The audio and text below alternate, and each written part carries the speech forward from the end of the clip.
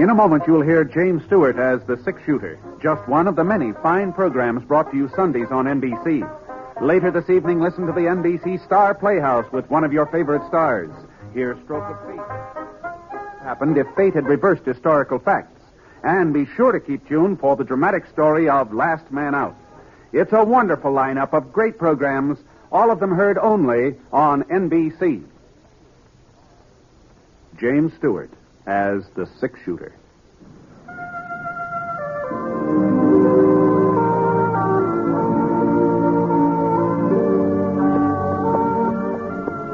The man in the saddle is angular and long-legged. His skin is sun-dyed brown. The gun in his holster is gray steel and rainbow mother of pearl. Its handle unmarked. People call them both the six-shooter.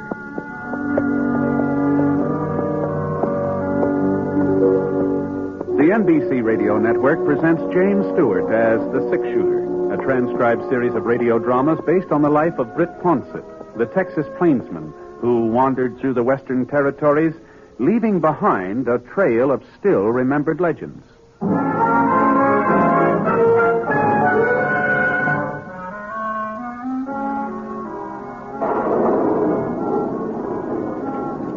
rain sure was coming down that afternoon in Petersville. It had started all of a sudden, too, just after I left Scar at the livery stable and headed up the main street toward Doc Early's office. Real cloudburst. The wind was from the north and strong enough so that the water was beating against the building slant-wise. And the way the wheel ruts in the street were turning into puddles. The rain barrels were sloshing over the sides. Well, it was like the whole town had been pushed under a leaky sieve. The closest cover I could spot was the front porch of the Jackson Hotel.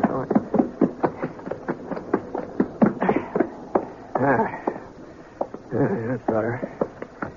For a minute I sort of shook myself off like a half-drowned pup. Then I noticed the young fellow standing beside me. I didn't recognize him, though, not at first. Mr. Ponset? You're Britt Ponset, ain't you? Yeah, that's right.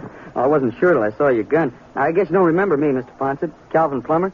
Calvin Ponset? Oh, I sure remember you, Cal.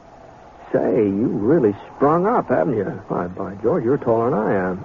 How'd you manage to do so much growing so fast? Oh, I wasn't so fast, Mr. Ponset. It's been 6 years since you were in Petersville. 6 years? Is that long? Right after my 15th birthday, that's when you left.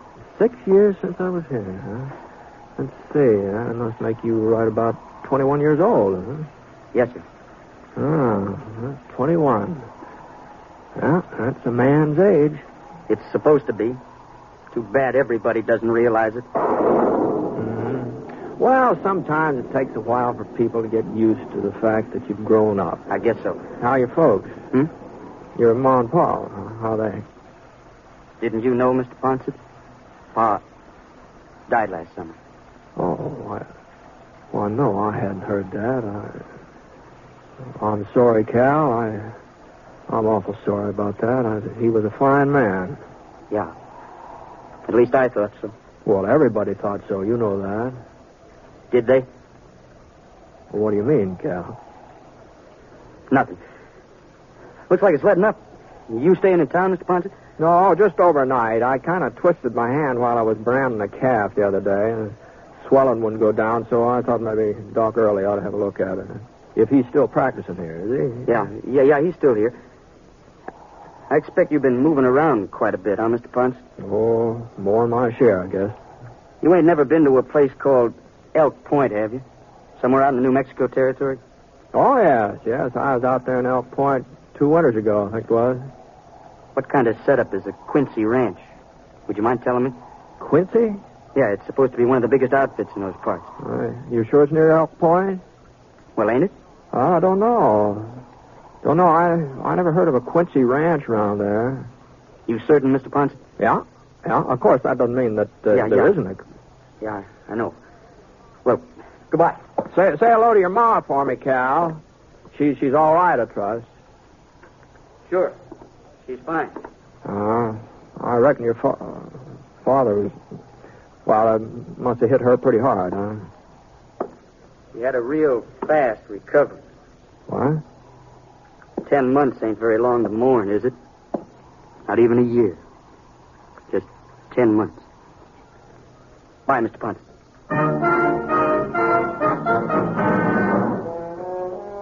Well, Cal Plummer had done a lot more than just grow up since the last time I saw him. Man, strange way he was carrying on. I sure couldn't figure out what caused it. And I talk about his mother, like Cora and Ned Plummer were just about as well suited as any two people I ever met up with. Well, you couldn't even think about one without thinking of the other. They must have been married on close to 35 years. Cal, he was their third child. He was the only one that lived. Gee, Ned sure thought the world of him. Petersville wouldn't be the same without Ned. Oh, rain had stopped now. It even started to warm up a little. And the mud puddles out in the street were giving off little whiffs of steam. So I went over to Doc Early's office. It was just around the corner from the hotel.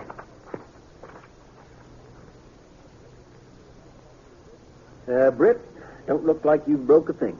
But it's a real bad sprain.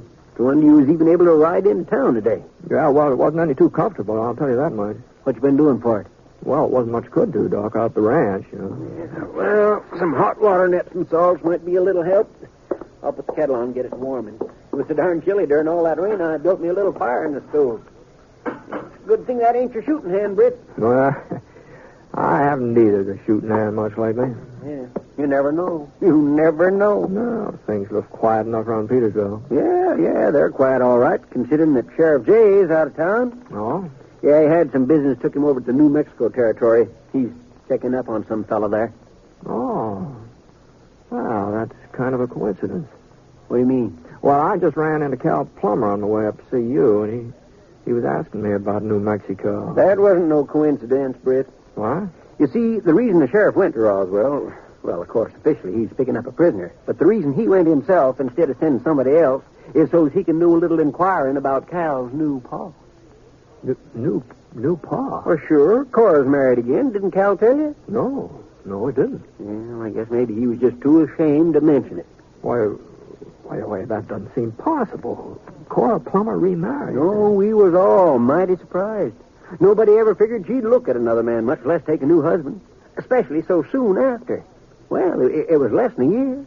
Oliver Quincy, that's the fellow's name. Quincy, huh? Well, when did it happen, Doc? Oh, let's see, about a month ago.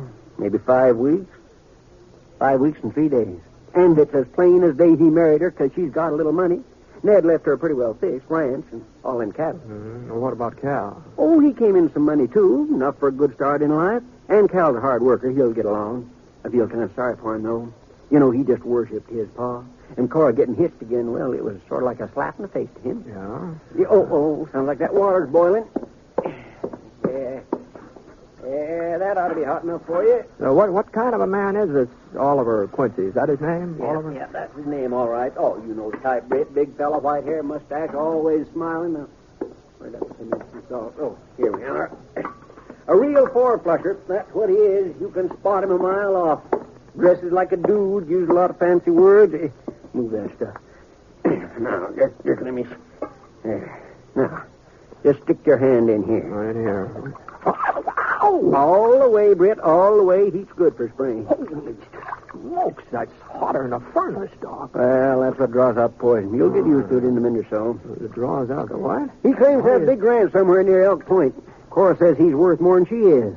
Well, maybe he's got her convinced, but he ain't fooling nobody else. Gee, that's hot. It could be the truth. If he's so well off, why are they living on Cora's property? Just answer me that, then. Yeah, I see what you mean. Guess that water's cooling off. Maybe I ought to pour in some fresh. No. That water's fine, Doc. That's just fine. It doesn't need to be a bit hotter. And the hand's feeling better already. Yeah, well, you leave it in a little while longer anyhow. It's feeling better.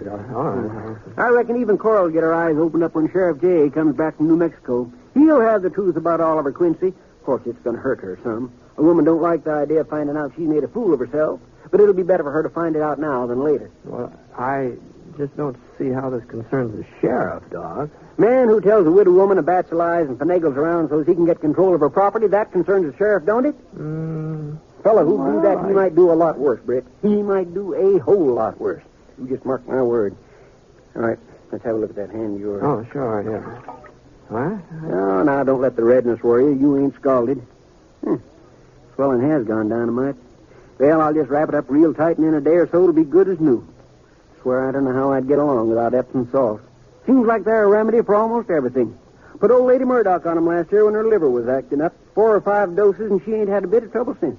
Why, she was even at the barn dance last Saturday carrying on like she didn't have no liver at all. Now, if you'll just hold out your hand, Brace.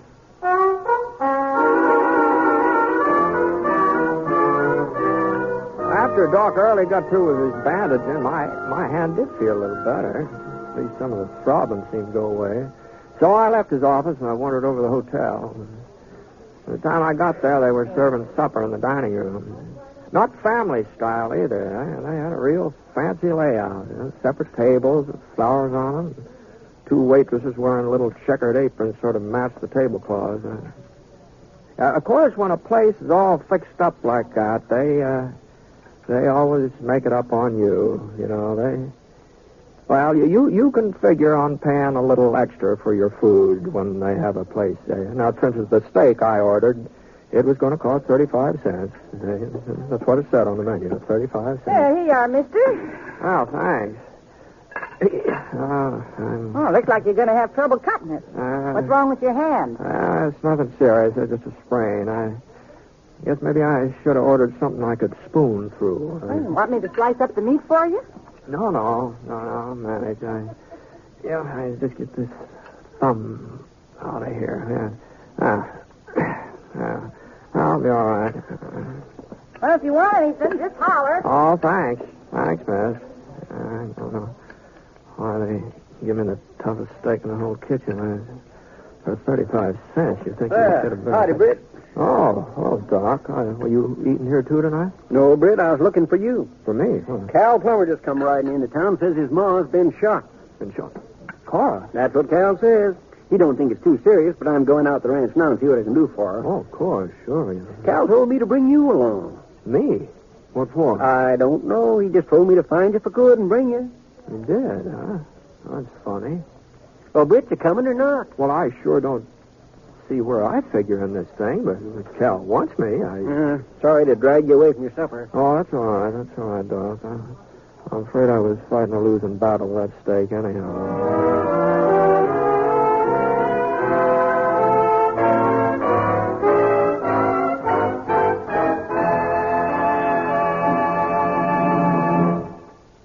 We'll return to James Stewart as the 6-shooter in just a moment.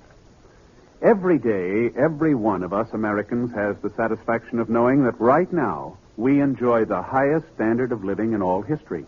And we've only begun, for it's a fact that our standard of living will rise still higher. And while we've made ourselves stronger economically, we've retained all of our basic freedoms. We work where we choose, we bargain collectively, contract our own affairs, and profit from our inventiveness and enterprise. That's the American economic system, and I'm for it. I'm sure you are, too. So let's keep things that way, friends, all of us.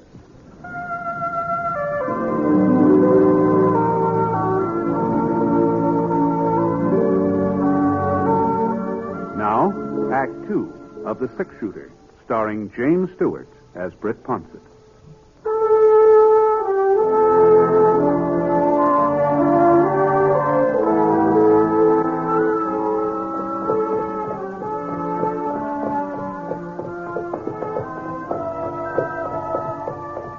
The Plummer Ranch was about half-hour ride east of Petersville. Real big outfit, too. Maybe, 50 square miles grazing land and all.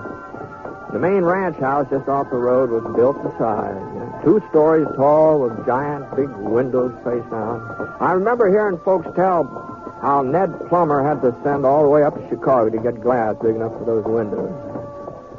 There was a couple of lamps burning somewhere on the first floor. You could see little lights spilling through the draperies. And the rest of the place was dark. Oh, boy. Oh. And we left our horses in the yard, Doc and I. He grabbed his satchel with the medical instruments, and we walked up to the carved mahogany door, the front door.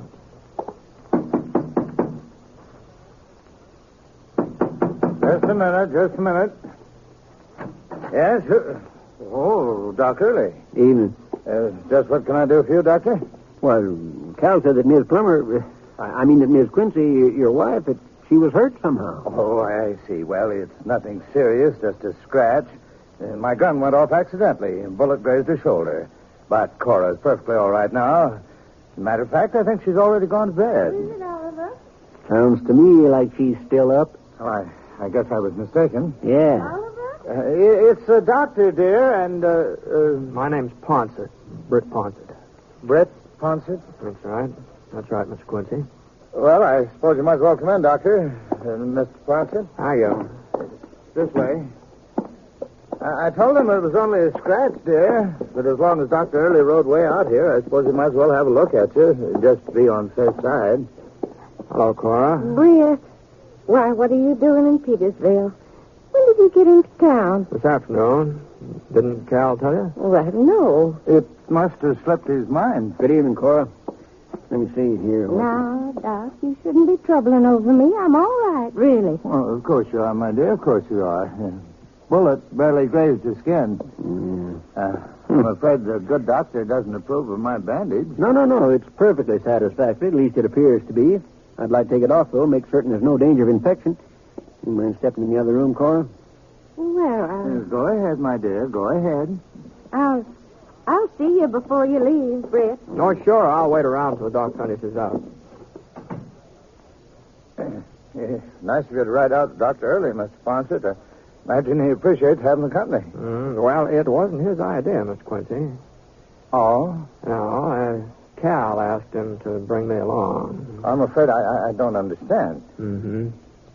Well, I reckon that makes us even. Whereabouts is he, anyway? Calvin? I don't know. He hasn't been here all evening. He wasn't around when the shooting took place. It was not a shooting, Mr. Ponsett. It was an accident. Well, whatever it was. And Calvin was not here. I met up with him while I was riding into town to get the doctor, and he offered to save me a trip. Oh, I guess I was under the impression you said Cora didn't need a doctor. No, she doesn't. But at first, I didn't know how serious the wound might be. Then, when I got back to the house, I saw it didn't amount to anything. And by the time you and Dr. Early showed up, I'd forgotten the whole thing. That's why I was surprised to see you. For a moment, I couldn't think what you wanted. Your gun just happened to go off, huh? I was going to clean it. I thought it was empty. I guess I don't know too much about firearms. What make do you carry? Why... He doesn't carry any make, but I do. I hadn't seen Cal come into the front hall, so I didn't know how long he'd been standing there. He was holding a .45, using it to cover his stepfather. The gun wasn't moving either. Cal's hand was as steady as his eyes. Steady and cold and determined. It wasn't the first time I'd seen a man with a look like that on his face. Now, not a killer's look exactly, at least not the look of somebody who wants to kill. More like somebody who hasn't got any choice.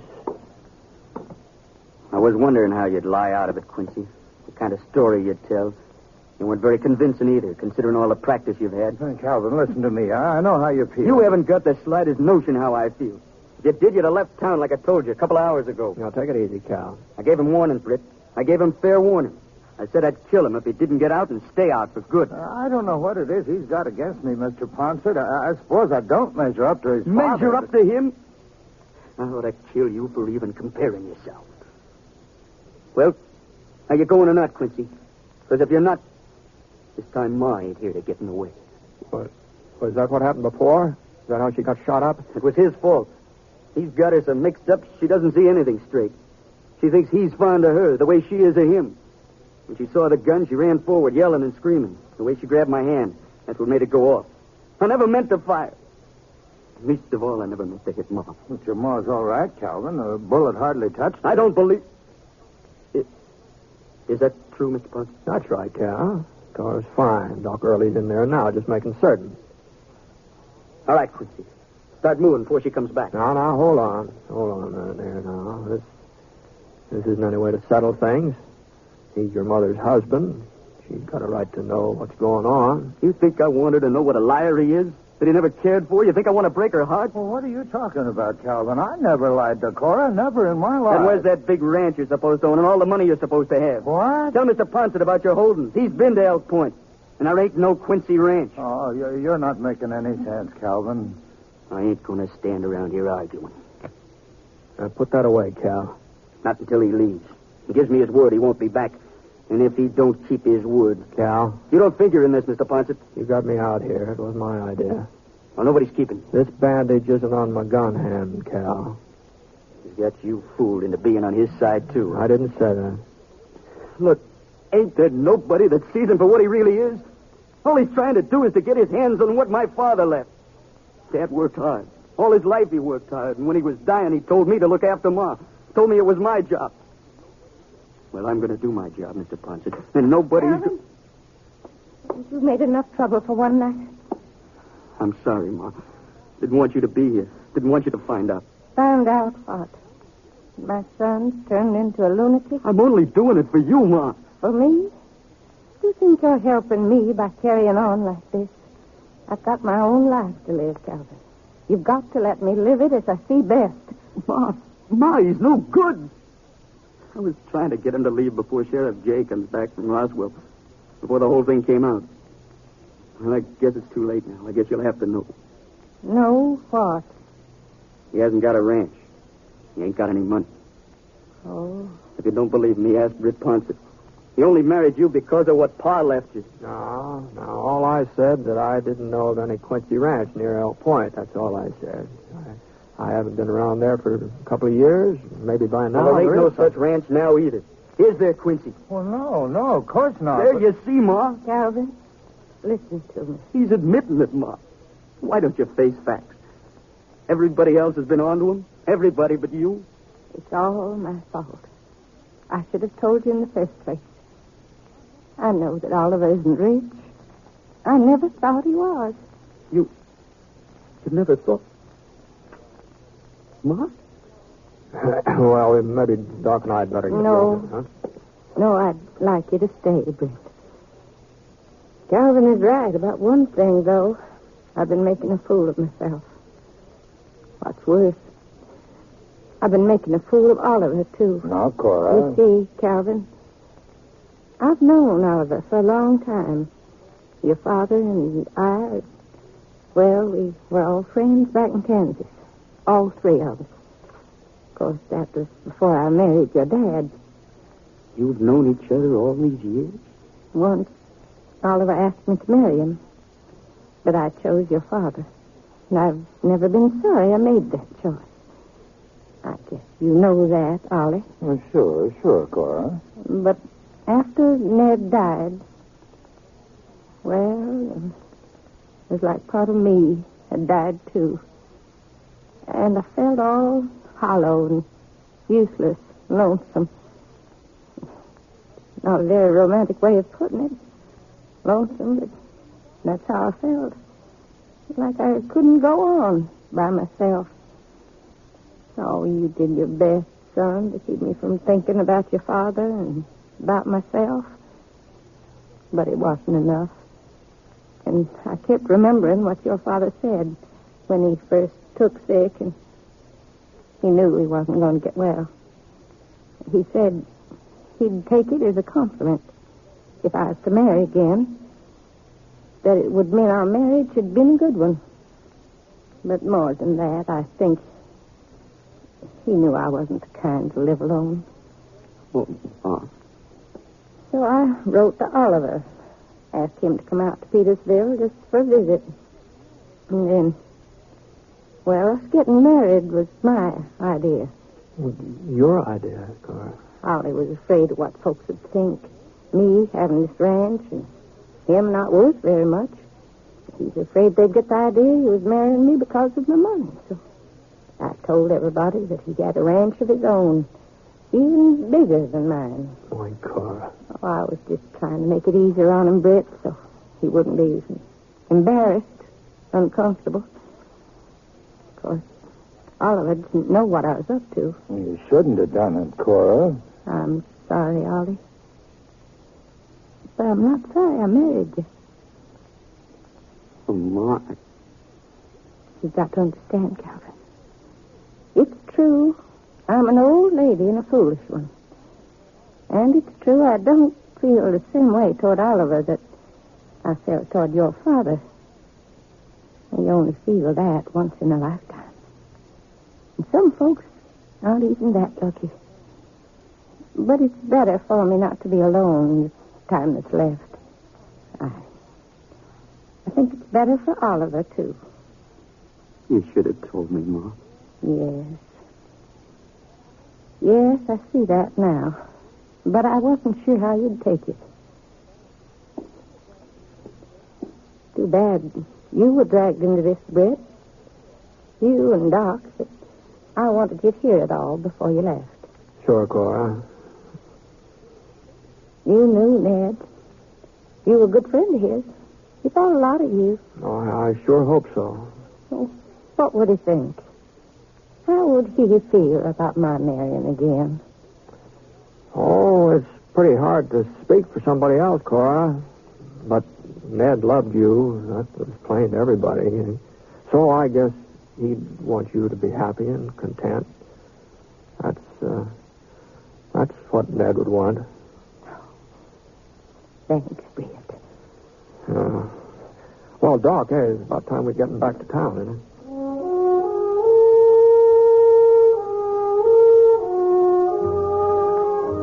After that, I guess Cal and Oliver started hitting it off real well. Anyway, the last time I was through Petersville, folks were all talking about how much Oliver Quincy had done for the Plummer Ranch. Practically doubled the size of the herd, and now he was building a house down on the south pasture for Cal to live in when he got married. As for Sheriff Jay's story about Oliver not owning any property around Elk Point, well, the people just wouldn't believe that, that's all. The sheriff just hadn't done enough checking, that's all. Man like Oliver Quincy, why, he just had to be rich. He was written all over it.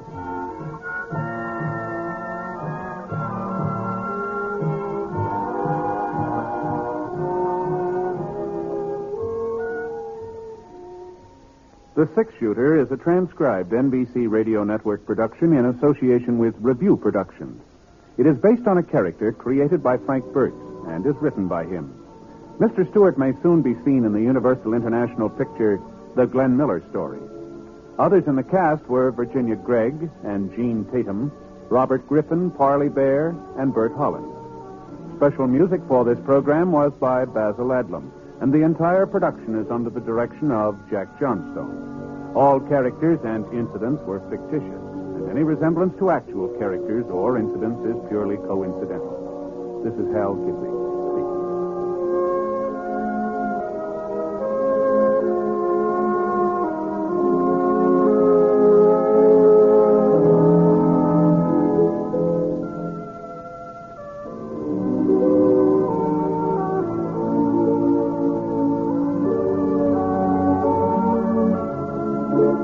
Tonight, hear Margaret O'Brien in the NBC Star Playhouse on the NBC Radio Network.